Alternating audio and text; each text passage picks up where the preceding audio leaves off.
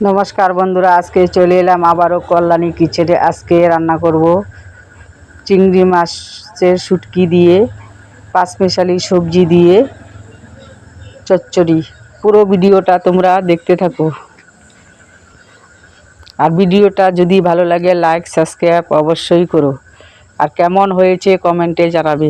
প্রথমে কড়াইতে তেল দিয়ে দিলাম, সেই তেলের মধ্যে শুটকি মাছগুলো দিয়ে দিলাম, সামান্য লঙ্কার গুঁড়ো, হলুদ দিয়ে দিলাম, সবজিগুলো আগে থেকে কেটে ধুয়ে রেখেছি এখন দিয়ে দিলাম, পরিমাণ মতো লবণ দিয়ে দিলাম, ভালো করে কষিয়ে নেব।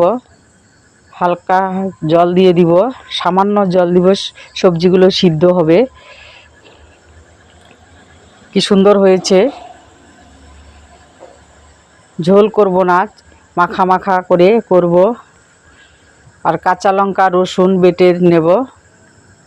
আমরা গুঁড়া মশলা ব্যবহার করি না, বাটা মশলাই ব্যবহার করি।